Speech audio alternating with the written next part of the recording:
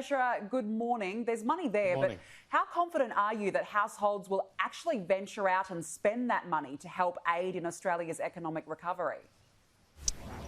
Well, history shows us that as confidence comes back into the economy after a crisis, after an economic downturn, that people do spend those increased savings. And as you rightly say, there is an additional $200 billion plus on household and business balance sheets that was not there this time last year. Now, that's a function of the government's economic support, which has flowed right across the economy in unprecedented amounts. You've also seen a higher savings ratio as people are cautious during the pandemic, but also the health restrictions that were in place last year meant that people couldn't go about their daily lives as normal and spend at the cafes, at the restaurants, and to take the local holiday. So with more than $200 billion amassed on these household and business balance sheets, the money is there to help fuel the economic recovery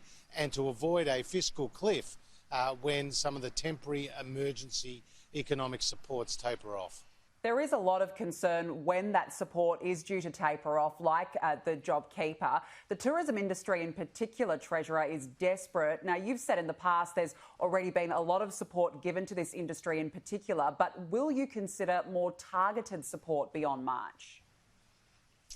Well, we've always adopted both targeted support measures as well as economy-wide support measures. So JobKeeper, JobSeeker, the JobMaker hiring credit, the tax cuts, the business investment incentives, they apply right across the board in every state and territory to every major sector.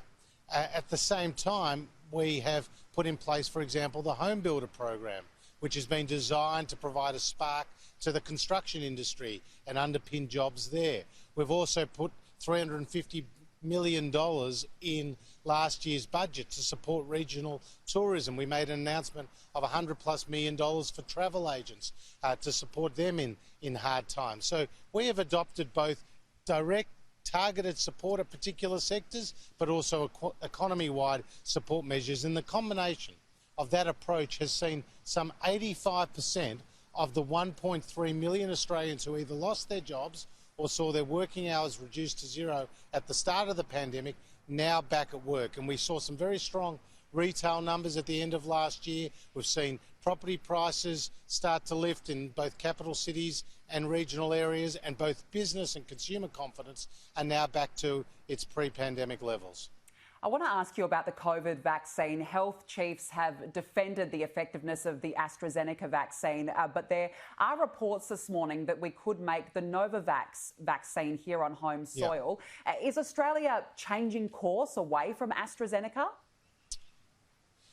No, what we have done is adopted a portfolio approach based on the best medical advice available to us. So that's access to the Pfizer vaccine, the AstraZeneca vaccine, and other vaccines as they are proved effective and go through their phase 3 clinical trials. That has been the best medical advice available to us. What we know with the AstraZeneca vaccine is that it's safe, that it's available, it can be manufactured here, it can be transported at normal refrigeration levels, not the minus 70 degrees Celsius that is required for the Pfizer vaccine. And you've heard from the Chief Medical Officer just yesterday that the AstraZeneca vaccine saves lives.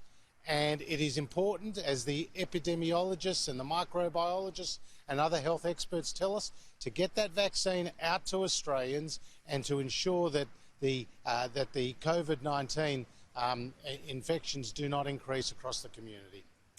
Just finally, Treasurer, the US House of Representatives is debating to impeach Donald Trump for a second time. Are you concerned that this will trigger more violence? Well, again, the United States has their own democratic processes and political processes, and I'll leave that to them. What I can say is that the demonstrations, the riots that took place in Washington, D.C. the other day were despicable. They were disgusting. And to see that attack on democratic institutions that we all hold dear in the nation's capital was very, very concerning and are condemned in the strongest possible terms by by, of course, the Morrison government and by many other leaders around the world. Treasurer Josh Frydenberg, thank you for joining me.